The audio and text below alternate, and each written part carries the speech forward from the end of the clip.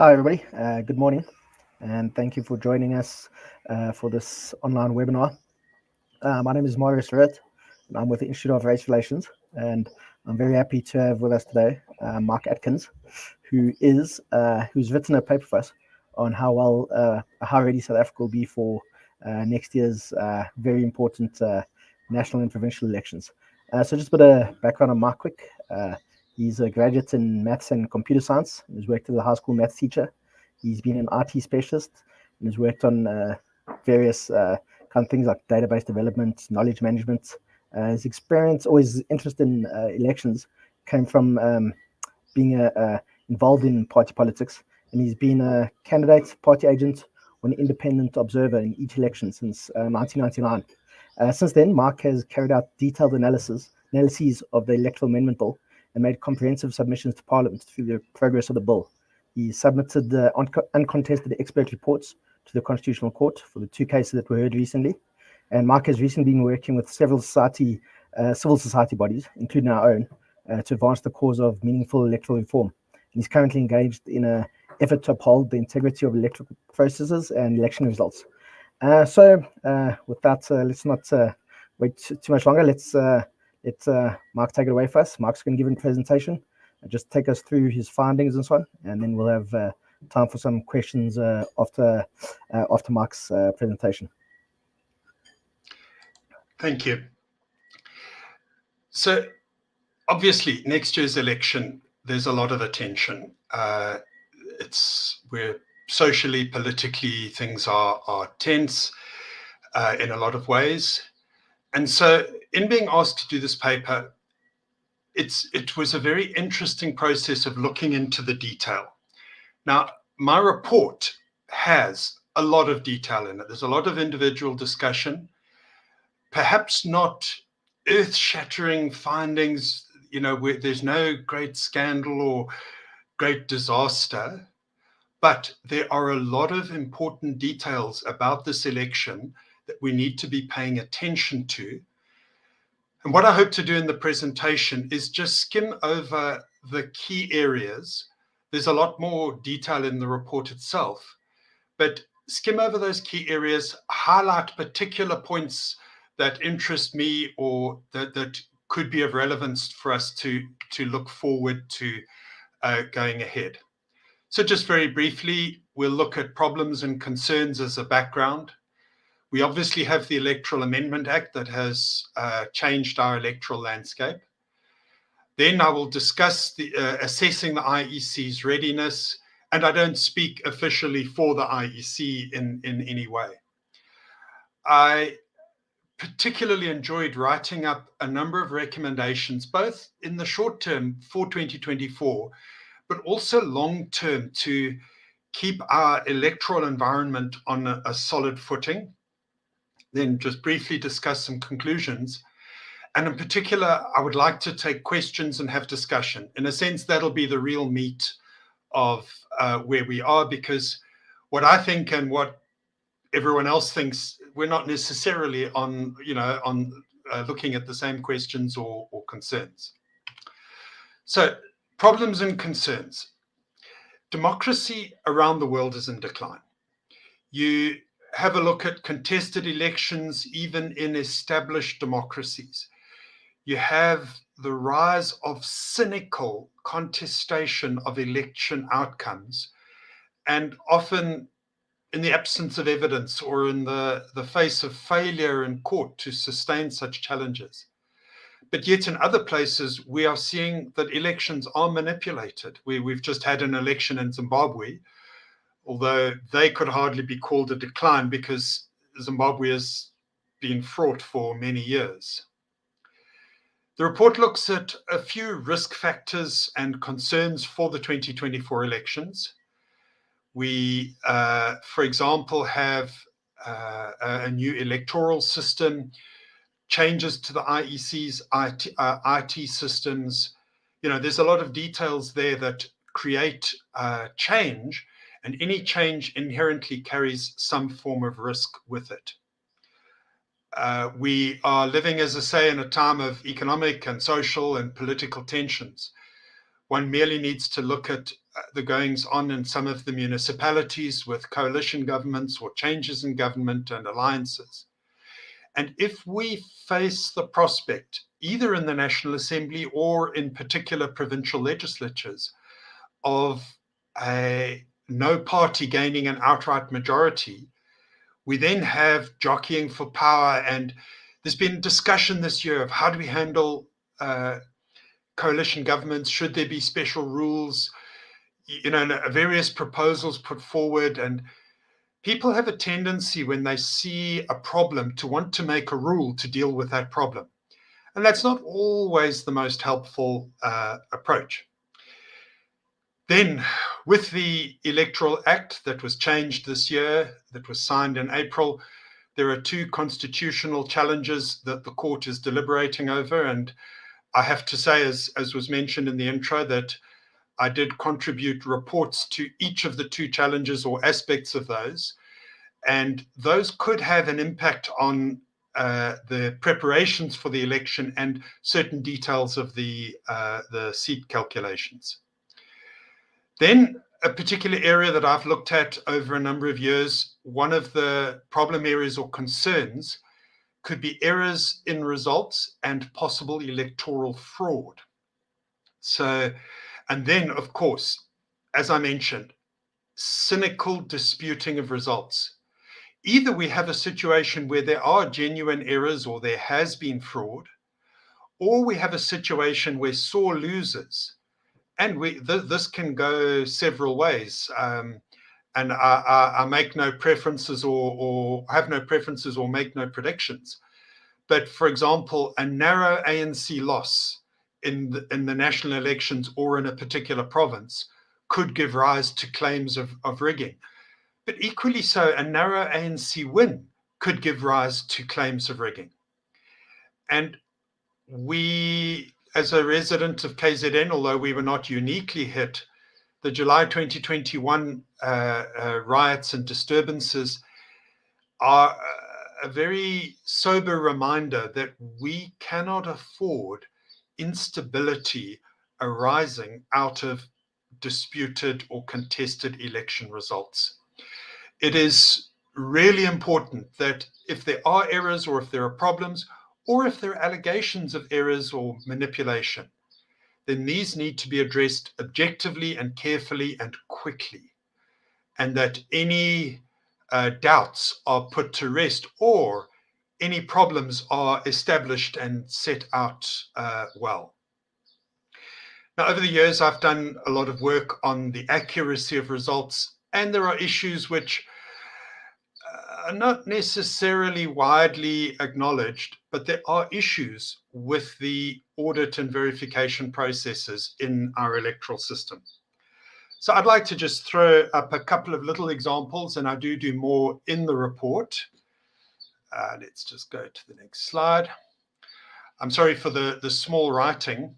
Here is a result from 2014, City of Johannesburg. And if you look at the two highlighted figures, it's the national elections and it's the provincial elections. So there in the national election, we've got 100 or so votes for the EF, and in the provincial election, there is 0. Now, sure, people do vote differently in different elections, but you don't get 100 people voting one way in one election and not one of them voting for the same party in the other. Now, it's quite interesting because in 2016, ahead of the local government elections, I think it was at a rally, Mr. Malema spoke and he said, they stole votes from us in Alexandra Township in 2014. Well, you're looking at those votes that were quote unquote stolen, whether it was an error, whether it was deliberate or accidentally on purpose. It's fairly evident that the EFF were robbed of roughly 100 provincial votes. It's just an error this is in our published results. You can go and find it today.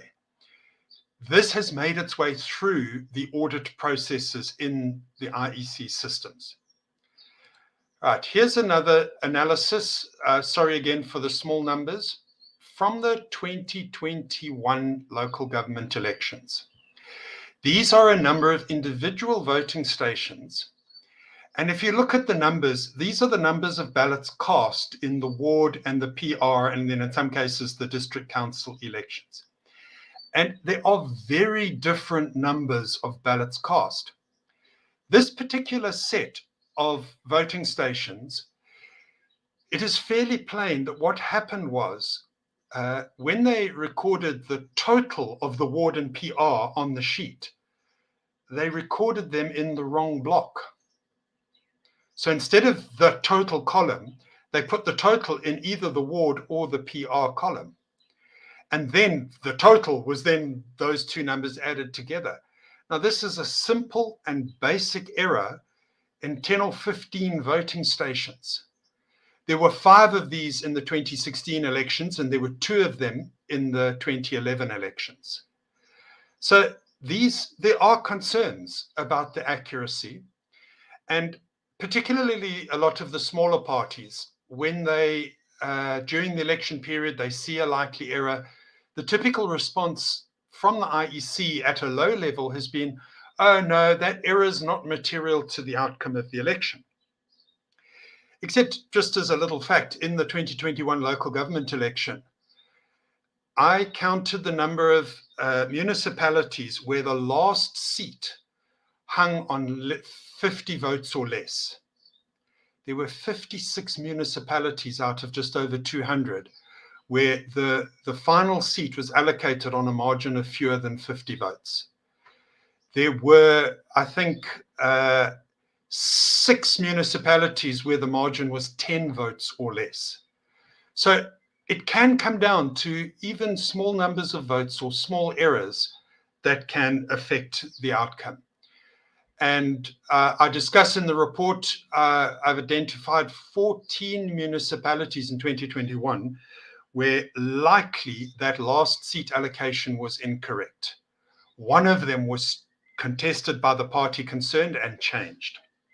So I'm sorry for dwelling on that. That's a particular interest and passion of mine over the years. Right, so the Electoral Amendment Act. I became involved in the Act because I've been very close to the seat allocation mechanisms over the years and how changes in results can change seat allocations. And when the original bill was published, and it was the system where independent candidates were simply included on PR ballots, basically I fell off my chair. I could not believe that a PR system could simply have individuals inserted. Now, I'll try not to dwell too long on that now. I've been very involved in the process during last year and in the Constitutional Court. Essentially, and I just have to say, I've had some problems with the indenting of the bullets. So it looks like on the system, some of the indents aren't showing up as nicely as I would have liked.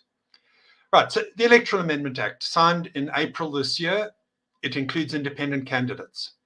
Importantly, there are 2 National Assembly ballots. You vote in each region, which is a province, for parties and for independent candidates whose names will occur only within that region. Then separately, you vote on a PR ballot. Then, as normal, there is a provincial legislature ballot. Another very significant change, which is the subject of the Constitutional Court, I'll mention in a moment, is there is a very high signature requirement for independent candidates or for political parties that don't happen to have any seats in any of the legislatures. Some more details which are not being contested. Independent candidates can contest multiple elections, so they can stand in 2 or 3 or 4 regions for the National Assembly and also contest the provincial legislature. Now, fundamentally, the principle of this is quite questionable because fair enough, you give the candidate the option of standing in, say, the National Assembly and their provincial legislature. But what about the voters who vote from them? If a candidate stands in more than one election, the people in the other one are effectively disenfranchised. So that's a fundamental issue, and we put in submissions which Parliament did not pay much attention to. there is a recalculation in the event of vacancies and excess seats that fundamentally favors the largest party. I'll chat more about that a little later. It's a small detail, but when the overall seat allocations are worked out for the National Assembly, both the regional ballots and the PR ballots are counted. This creates a slight distortion from proportionality, and although it is done in local government elections in the same way, there are some problems and contradictions that arise as a consequence of that. Also, because in provincial legislatures, if an independent candidate were to garner 2 or 3 seats worth of votes, and this relates partly to that recalculation issue, they can only occupy 1 seat. That distortion inevitably favors the largest party in that legislature, and that is simply not being addressed. Right, there are, my slides might be out of order. I'm sorry about this. There are 2 constitutional court challenges before the courts. The first is the Independent Candidates Association, and again, I have to say I've worked very closely with them. They are challenging the fact that independent candidates, while they can contest only those regional elections, there are only 200 seats available, which means the effective quota of the number of votes per seat for independent candidates in those regional elections averages out, the way the calculations work, to about 85% more to 90% more than parties require to gain seats in the National Assembly. The ICA remedy, and again, I worked on this very closely, was that those regional elections should allocate 350 of the 400 seats. This would retain the overall proportionality of the National Assembly.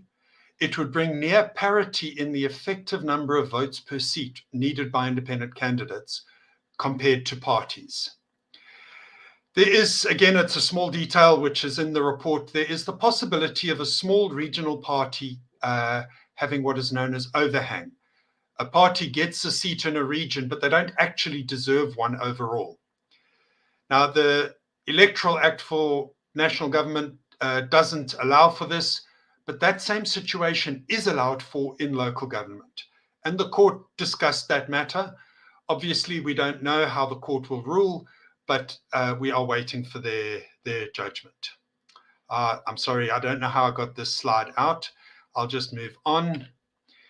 Once South Africa challenged 2 aspects of the Electoral Act. One is, as I mentioned, that recalculation, which replaces a vacated seat or an excess seat when independent wins enough for 2, with a recalculation of the votes, taking that independent candidate out of the calculation.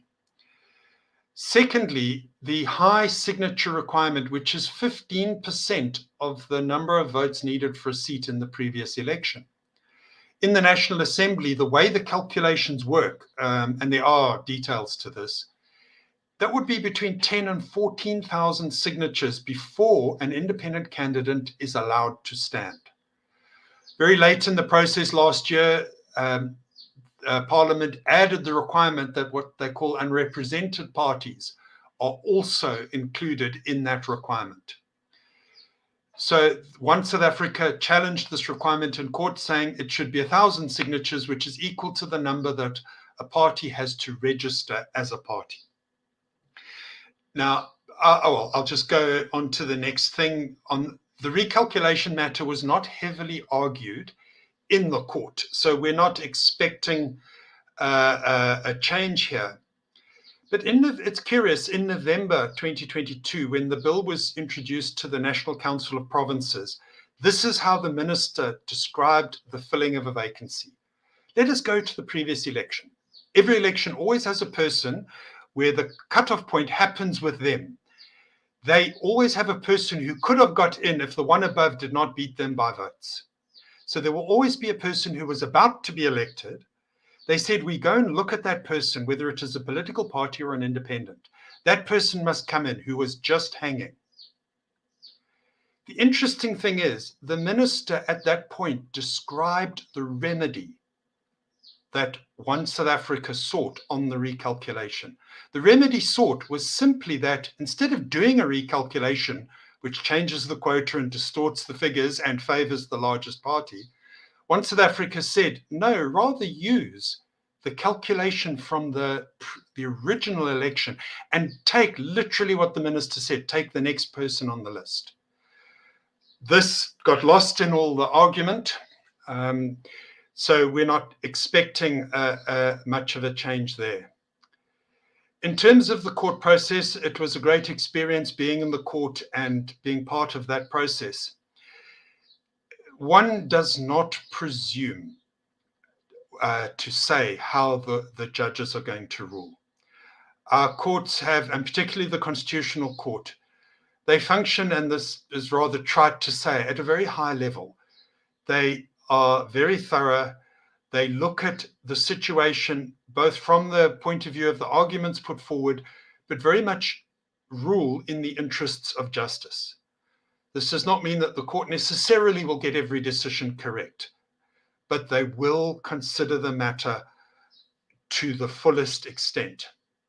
From my own perspective, this is a subjective view. I'm satisfied that the court has before it enough information to make a favorable ruling in terms of the applicants in each case. On the signatures question, there were strong arguments raised both ways. So the predictions there are not clear-cut at all. On the number of seats affecting the vote threshold for independent candidates, the court considered everything that they needed to consider in order to reach a fair outcome. But again, one does not presume how they will rule on that. Right. Assessing the IEC's readiness.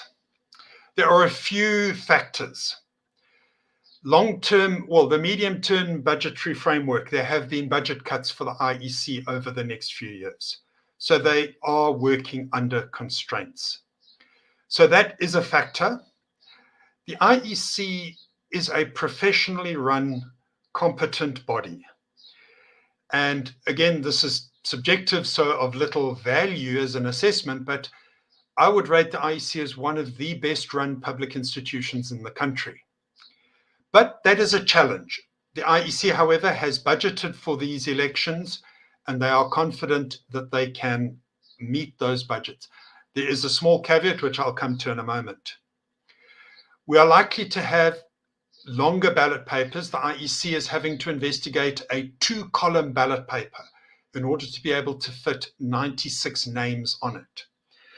The high signature requirements was particularly to obviate an excessive number of independent candidates standing for election and having excessively long ballot papers.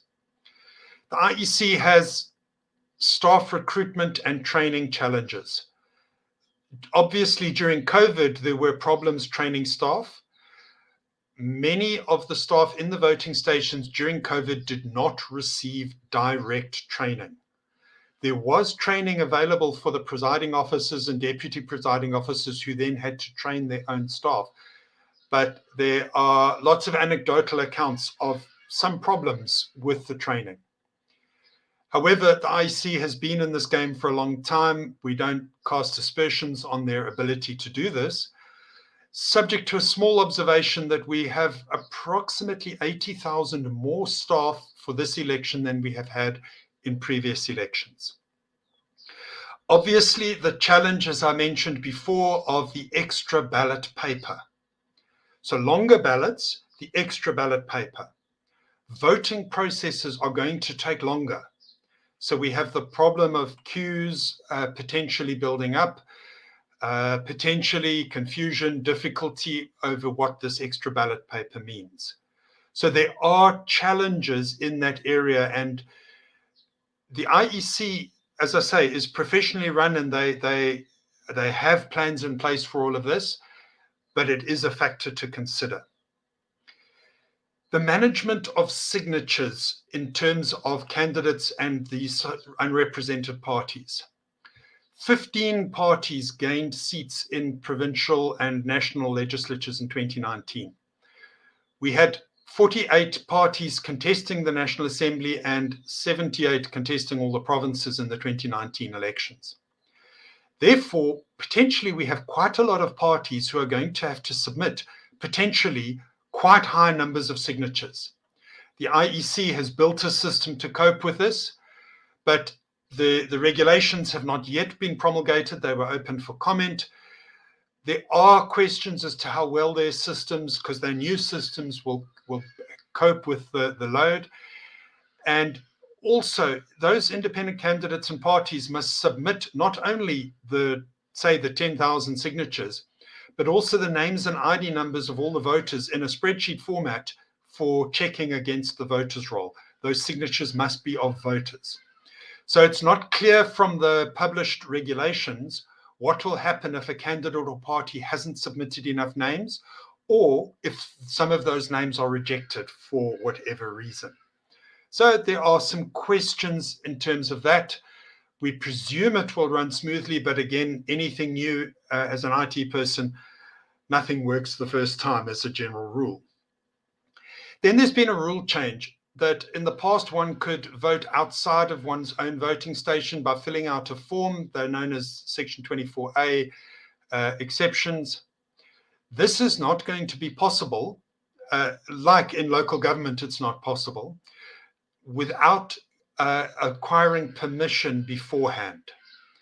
In terms of management, the electorate needs to be informed of this, firstly, and secondly, they need to be informed of it ahead of the voter registration, so people get a chance to change their registration if they were just relying on being in a different area.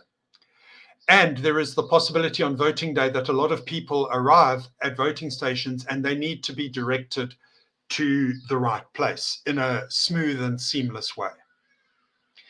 Now, back to the budget cuts. It's been in the news recently that Treasury is telling every government department that they have to make quite significant and immediate cuts to their expenditure, and that this has to be set up before the medium-term budget framework, I think, which could be in November. The IEC has also been asked to cut their budget again. So at a readiness briefing of the IEC hosted by Defend Our Democracy on this last Saturday, and you can go and find it on YouTube. It would be interesting to watch.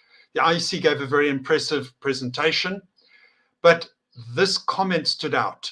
The Deputy Chief Electoral Officer, Masego Shiburi, said, "We made a submission to the National Treasury yesterday, and we are hoping for a positive answer." So the status quo is the IEC has been asked to cut their budget for next year's election. The IEC has made a submission back to Treasury saying, we don't want to cut this.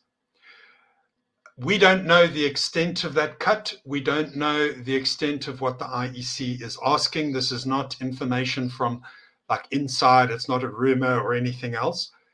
This is a plain fact. It's in the news. The comment is, barring further cuts, we are sufficiently funded to deliver the mandate next year. And then, fair enough, the observation that Treasury has never left the IEC fundamentally short on budget. Now, I'm going to make a big call here.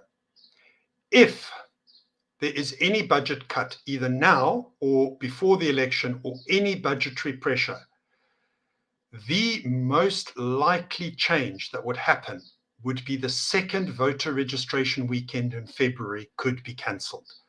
They are scheduled for the 18th and 19th of November and then for late February. If there is a budget constraint, the most likely and the most rational cut would be to that voter registration weekend. So this is something to watch. And for the journalists, I would suggest ask the questions of Treasury, ask the questions of the IEC in terms of how much the cuts are that were proposed and what the contingency plans are. Right, some recommendations. I had a lot of fun in the report. It was like a wish list of what would I like to see, and what would people in this space like to see, both now and later, in terms of just protecting our electoral process from a lot of the trends that are going on around the world. So my point of departure is an elections culture. It is very hard to interest people in this in general, but we need to have a culture of accuracy. Japanese business has a principle called Kaizen, which is continuous improvement. And what we need in the management of our elections and from civil society and political parties is a focus on accuracy and continuous improvement of the accuracy of the numbers. And then the second big factor is that as citizens, we have agency. For a relatively short period, every citizen in South Africa has had the dignity of the vote. It is a precious commodity. We understand that in South Africa. And as someone who grew up under the old regime, I prefer not to say too much because I didn't live through the experience of what it was like to suffer under apartheid. But we cannot underestimate the importance of that vote and the dignity of it. But citizens also have the agency of participating in observing and monitoring and protecting the integrity of the vote and the process. And this is something that is worth doing, whether you think the electoral authority is competent and biased or not. And if I can say, if anybody is ever going to allege bias or intentional wrongdoing on the part of the Electoral Commission, it is necessary to provide evidence. Forgive the saying, but basically put up or shut up. Anybody who makes claims must be prepared to back them up with evidence. But citizens have the agency to get involved in those electoral processes. In terms of the IEC, there could be improvements in transparency, in being proactive in sharing information.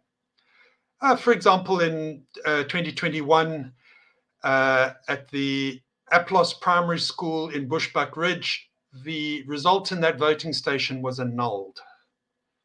There was no news item, there was no tweet, there was no press statement. There were problems. I don't know the particular details. When I saw those results disappear off the official result list, I queried with the IEC and they said, no, there were irregularities, so the result was annulled. I asked for details of those irregularities and was met with silence. So there could be a more proactive statement. I don't know how many people are aware that after the 2021 election, the Cape Independence Party queried, in the end, 49 voting stations in the city of Cape Town. They secured recounts. Does anybody know that 49 voting stations in the city of Cape Town were recounted? And in the report, I do a little bit of an analysis of the numbers that changed as a consequence of those recounts. I found one or two news items in November when the first set was done, and one or two after the fact in March, when this was underway. I was not aware of it until the court case that determined those changes. For the media, it would be great to drill down on stories. If there is a story about a ballot box stuffed with ballots being found in the veld, investigate, check the results in that voting station, ask for details, follow up. In 2019, we had the stories of the multiple voting, and yes, it made the news for a few days, but where is the follow-up? Where are the questions that get asked until the answers are given? It would be great if, for example, objections that are lodged with the IEC are pursued and displayed, and not just, oh, there were 50 objections, actually list them, show us the details. I have this principle of radical transparency where you engender trust by making data so freely available and then interrogating that data to the point that nobody could suspect that anything is amiss. For political parties, it would be great if you follow through with all irregularities or anomalies in the results, and not merely those that are perceived to benefit your own particular party. And then the report goes into some improvements to the electoral rules that could be done to improve the process. In conclusion, the bottom line is the IEC has successfully navigated many difficult situations, from problems with the voters' roll and court rulings, to COVID, to the reopening of the voter registration in 2021, the rushed deadlines on that. However, there are risks. I've mentioned there's a delay, there could be delays in voting, and there could be delays in counting. Typically, an election is on a Wednesday and the results are announced on the Saturday night. However, we have an extra ballot paper, and those ballots are likely going to be longer. My summation is there are going to be more errors to deal with in the process, potentially more spoiled ballots. My prediction is we do not get a result announced on the Saturday night. However, the IEC may have plans. I haven't discussed this directly with them. The additional staff may mitigate that. But the likelihood of a longer process, and with the issues that takes, could be a factor. The IEC legally has 7 days in which to announce the result, but if there are issues, they can approach the Electoral Court and extend that deadline. So this isn't going to be a crisis if it takes longer. I mentioned already there are risks of the potential of fraud or accusations of fraud or claims of fraud. And we know that some of the political maneuvering with certain parties or certain personalities also adds credence to this. There's a lot of subterfuge below the surface. I've raised my own concerns about the accuracy of results and the need for transparency. These are the things to watch in the process. So the bottom line is we don't expect a meltdown. What we could see is that certain processes are degraded. The queues could be longer. The time taken could be longer. But from my perspective, there is just this little background, slight ratcheting up of the risks. And if there are any unforeseen events or difficulties, the overall risk factors could create pressure in an area that perhaps hasn't been anticipated. We look forward to it being successfully managed, but there is a need for vigilance and to watch the details. And what we must guard against is if there are irregularities or problems, that these are properly ventilated and not just brushed over. In the report, I'd make some discussion of how the multiple voting scenario in 2019 was to some extent swept under the carpet or brushed over. I can't go into those details now. We do not want to see a situation where there are valid concerns, but that these are not properly addressed on their merits. So it's, in a sense, it's a mixed report card, or pre-report card prediction. We have a competent authority, electoral authority, but they do face some significant challenges for the election. Thank you.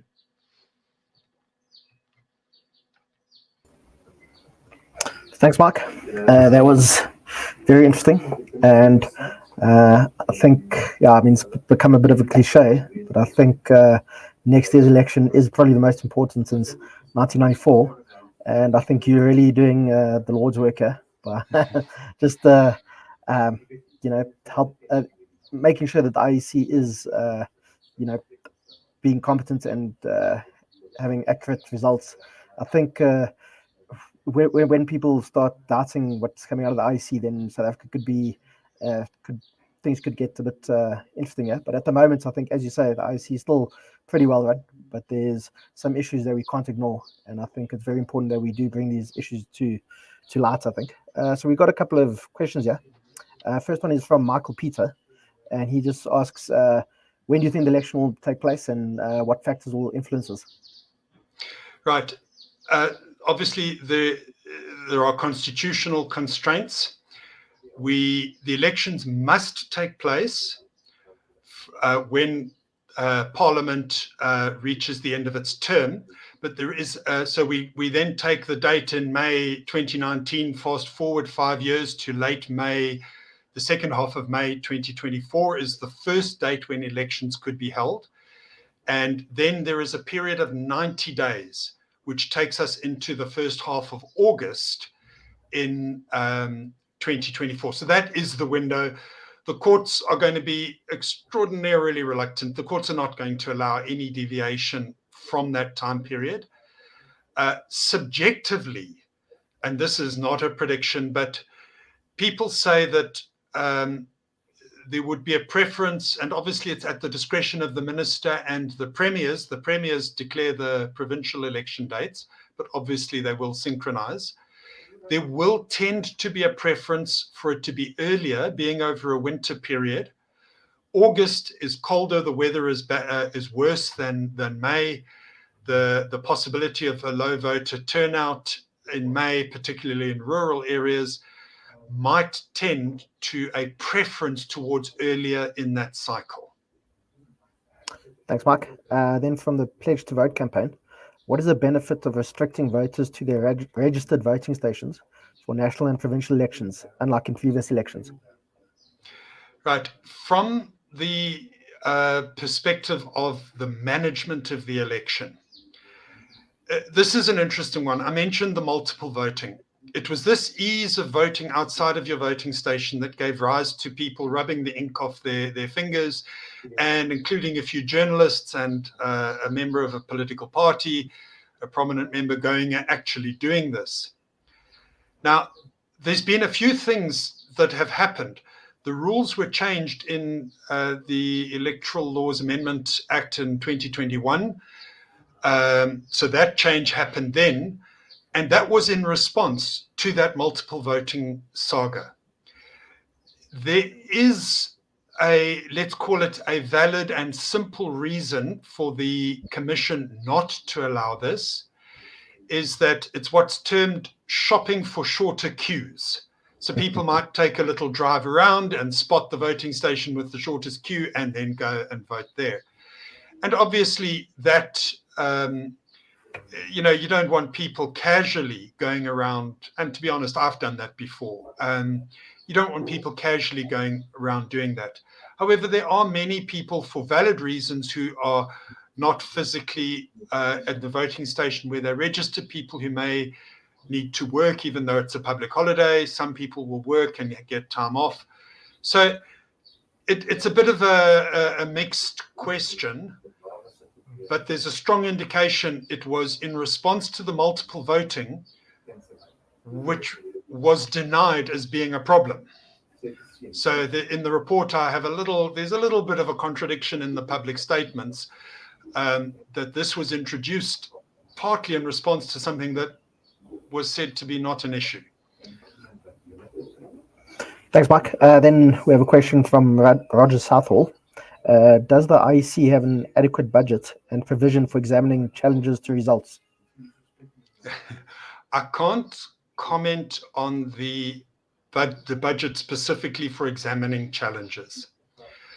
What I do know is the IEC does not typically expect a lot of challenges, and they do expect that the results will be announced on the time they set. I have in the past sat in the election results center at the media computers, pulling results off the system to check for accuracy. And on one occasion, I was almost physically removed from my chair by the breakdown crew. In past elections, the results center was hired until literally 3 days after the election. everything was broken down and packed up on the Saturday night. So I simply don't know if the IEC plans to do it within the 3 days, or whether they plan for 4 or 5 days, whichever. So there has been a little rigidity in terms of the handling of those objections. What I would like to see is a dashboard and a workflow of every objection submitted and the full details of those objections and their resolution and their current status. I suspect that there is a little inflexibility in this. If there is a larger number of objections, there is obviously logically the possibility, not so much in terms of budget, but of time pressure, because the law says that the results may be declared only once objections have been resolved. There's a small caveat that if there are trivial objections and it is unreasonably holding up the announcement of the results, there's a small caveat. But if there is a large number of objections submitted, that would throw a spanner in the works in terms of the timetables rather than specifically the budget. And the question would be the manpower. Obviously, the IEC has manpower and they would have to allocate the resources, but it could be interesting if there are more objections than expected, and particularly given the fact of independence and the extra ballot, there could well be. Thanks, Mark. We have a question from our senior colleague, John Endres. What would be the lowest percentage of votes that a party could get and still get a majority of seats? E.g., can a party secure a parliamentary majority with 49% of votes, or 47%, or 45%? Okay. Under the current system, no. As the Electoral Amendment Bill was first introduced, it definitely was possible. However, the introduction of the second ballot for the National Assembly largely obviated that. When you have individuals, if you have any form of constituency or any form of individuals on one ballot, you need a separate PR ballot to balance out the PR. I mentioned counting both ballots together. That creates a mild distortion. So there are some scenarios where a party might not get a majority of the PR ballots cast, but because of the regional ballots where independents can stand, and if some independents gain a lot of votes, it is possible for a party basically of the ballots cast to get a majority of seats with a tiny fraction of a percentage below 50%. However, in provincial legislatures, the margins are smaller because there are smaller numbers of seats, so the amount of distortion is smaller. But for example, in Gauteng, it is quite possible, let's say, and if I want to make the ANC the bogeyman, and I'm not making a comment politically, but that's the, that's the discussion. We know that the ANC is close to the 50% mark in Gauteng. By the way, the number of seats in the legislatures is being reviewed, so this will change. But of the 73 seats currently in the Gauteng provincial legislature, it is quite possible that on a proportional ballot, the ANC gets 35 of those 73 seats. But if independent candidates are very successful and get a lot of votes, but only occupy a single seat, there could be, for example, 3 excess seats to be reallocated if there are a couple of very successful independent candidates. And the recalculation means the ANC will get 2 of those 3 seats. That's just how it works. So on approximately 48-49% of the ballot in Gauteng, the ANC could get 37 of the 73 seats in the legislature. That is a distinct possibility. Thanks, Mike. That's, I think, a bit concerning, because the point of having a proportional representation system is that the results are proportional, and obviously that'll be a bit of a outlier. There's one more question here.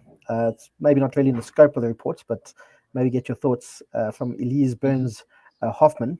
How can any election be fair when only one party raises funds illegally? This is ignored. Think arms deals, Hitachi, Power Africa, and state capture.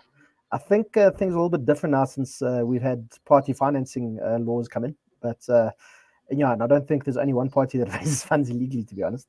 But yeah, do you have any thoughts on that, Mike? Look, the party funding legislation is a big improvement. And again, if one ventures into the more political terrain, you can see a lot of unhappiness expressed around that legislation. And there's already talk of they need to change the limits. And, you know, it clearly has made an impact. There are areas, and although the reporting requirements include donations in kind, there probably are many respects, and I'll come right out and say it, it's probably true of the DA as well. There will likely be donations in kind that don't necessarily run through the books. That's not a specific allegation. It's the fact is, logically, the possibility exists for any party to get round those things. Although the legislation requires reporting donations in kind, the likelihood is this is not being done. There's no monitoring of actual spend on elections. For example, media spend, big poster, big, the billboard spend and those kinds of things. So yes, over the years, we probably have the fact that elections have been unfairly influenced through funding, and one doesn't even need to speculate. There's been several instances of documented donations to parties out of corrupt tenders. But we've moved in the right direction, and potentially a future government tightens up those rules even further. Thanks, Mike. Then we have a question from Ishmael Makabela, and he just asked if you could comment on ward demarcation. Okay, in the national and provincial elections, the particular ward demarcation obviously doesn't play much of a role. Demarcation will affect obviously which voting station people are in. So some voting stations will change wards. Obviously, there has to be a balancing over time. Changing a ward doesn't affect this election. Some of the boundaries of voting stations will change, and it's actually important for people to check their registration status, because it is possible for people to change voting station. It's also a good idea to check that your addresses are correctly registered. There was the story in George recently where, without commenting on the merits of the accusations by Good, so without any, let's say, manipulation, there were 170 names registered in a single address, and that was a consequence of the IEC's own new mapping system, which is an improvement to allocate addresses to physical coordinates, but there have been some glitches with that. So ward boundaries won't affect much now, but as a general thing, it is really worth checking your registration details. And then we have a question from Graham McIntosh. In local government elections, we have ward / constituency and PR elections. Can we not transfer that model to our national and provincial elections? I think that's quite a good question. And yeah. Yes.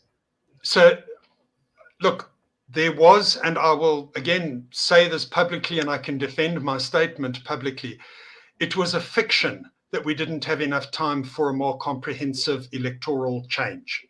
It was a complete fiction. Parliament had a timeline in August 2020 to finish the process in 2 years, which would include a constituency system, which would have left enough time to do demarcation for constituencies.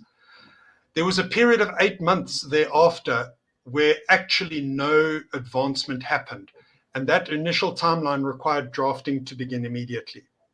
So due to delays, we landed up with a system where independents were just shoved onto our system. In 2021, there was a ministerial advisory committee who proposed the system that we essentially have now, and also proposed a mixed constituency PR system, very similar to the local government. It is viable. Yes, there is a need to have demarcation. That's more of a procedural issue. The mathematics of it are not as difficult as some people might make out. It is viable. Late in the day, last year, the minister added in, or Parliament added in a section to the bill to convene an electoral reform consultation panel. This panel must be convened by late October, 4 months after the bill was commenced. And it will sit for a period up to a year after next year's election, whereupon it will present reports with recommendations to Parliament. Parliament must then create a new system ahead of has the possibility of creating a new system ahead of the 2029 election. Likely this will happen. I think there's a recognition that the current system for next year is simply poor. There are two basic models. One is what is called multi-member constituencies, where you have districts of between 3 and 7 MPs balanced with an overall PR ballot, or single-member constituencies, where you might have 200 or even 250 constituencies around the country. That would be 130,000 voters, or maybe 110, 105,000 voters in a constituency. They would elect an MP first past the post, but the PR would be balanced. There's one fundamental difference with single-member constituencies. If there is a vacancy, you have a by-election. So if a major party wants to fire an MP who doesn't toe the line, then they would need to, if it's one of their constituency MPs, go through a by-election. That obviously gives a little more independence, and MPs become accountable to their constituencies. In a multi-member system, there is no possibility of by-elections fundamentally. So parties would simply replace them with the next on the list, and independent candidates would be replaced by somebody following on the list. So those are the two systems. To keep proper proportionality, it has to be a constituency system of some form, and it's up to civil society to engage with the process and actually demand the system that most suits them. Yeah, I think this current electoral system that we're going to be using for next year is a bit, I think it's kind of some kind of Frankenstein's monster of a system with, it hasn't really been thought through, and it's, like a chicken's head's been bolted onto a horse's body sort of thing. It doesn't really. If I can just point out, the high signature requirement it is there because they're worried about lots of parties and lots of independent candidates on the ballot. But that is a direct consequence in the National Assembly of a constituency, so-called, being a whole province. When you have larger electoral districts, you're going to inherently have more candidates. There is no problem with independent candidates and ballot length in local government. If they had designed one of the two constituency systems I outlined, the long ballot papers would have been a non-issue, and there would not have been a requirement to put this incredibly high signature requirement, which is in effect a barrier to entry. The existing parties, not that they necessarily saw it this way, voted to make it difficult for anyone new to join the party, so to speak. Exactly. And I mean, part of this, the reason we chose the proportional representation system is because of the inclusivity. You kind of lose that if you make it very difficult to stand. As you say, you create this kind of barrier to entry. So if there are no other questions, or just I have one final question. What do you think of issues such as electoral thresholds, Mike? Do you think that's something we should think about, or do you think that's something we should? I mean, we have an implicit electoral threshold in South Africa, but obviously you don't have an explicit one. And just get your views on that. I mean, we do seem to have a lot of political parties saying that we need to have some kind of electoral threshold just to have a bit more stability in coalition governments. Right. I take a contrarian view on this particular point.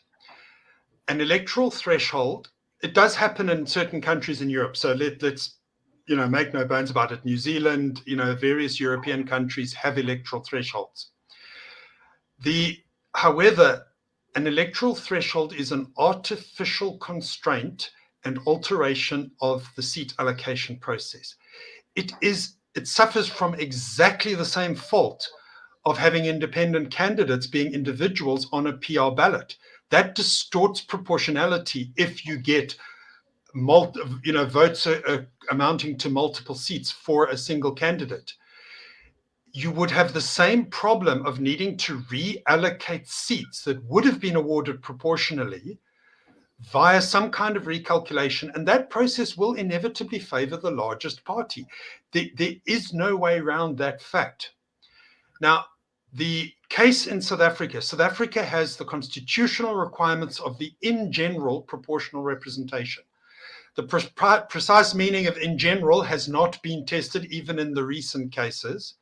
So that would be an open question as to the constitutionality of the distortions that thresholds would bring. But the counter argument, while one understands the stability arguments, the counter argument is most of the countries that have electoral thresholds have fairly homogeneous populations. Demographically, there is far less range in terms of languages, cultures, ethnicity, and socioeconomic disparities. Those cultures are far more similar. We have a very diverse society. Having no threshold, in other words, you can get into parliament with 1 or 2 seats, allows for a greater diversity of representation, geographical, linguistic, cultural, belief system, on all kinds of different criteria. So, for example, there is a political party, a new party that is advancing the interests of unemployed people. Clearly, they don't have big backing, so they are a bootstrap party. It would be tragic, for example, if they represent a valid, and I'm not trying to favor or push any particular party, but in principle, it would be valid if they, or for example, an environmentalist party, were denied a voice in parliament of 1 or 2 seats. By virtue of a threshold, we would be denied diversity and a voice. There is also the logical contradiction of we can allow an independent into parliament with a single seat's worth of votes, but are we not going to allow a party into parliament with the same number of votes as the independent who does get in? That's a fundamental logical contradiction. So I literally, A, see the strong arguments against them, and B, I don't see that it would fly constitutionally. Yeah, I think it's got to be tested in by the courts first, I think, as you say, what in general proportionality means. And we also know thresholds can be abused. Until quite recently, Turkey had a threshold of 10%.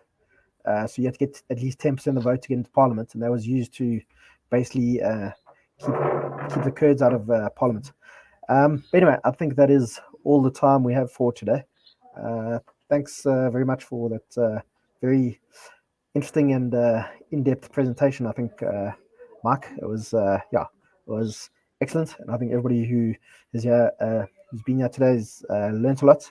And anybody who's listening and wants to read the report, you can get it at irr.org.za, or you can email Sinalo Tuku at sinalo@irr.org.za. Anybody who wants to get a hold of Mark for a possible interview or anything like that, can also email Sinalo, and his contact details up there on the screen now. And thank you very much, Mark. And I'm sure we'll be talking lots ahead of next year's election. And I think, as I like to say, it's the Chinese curse. If you live in South Africa, may you live in interesting times. And I think that's definitely us for the next couple of months. Good. Thank you.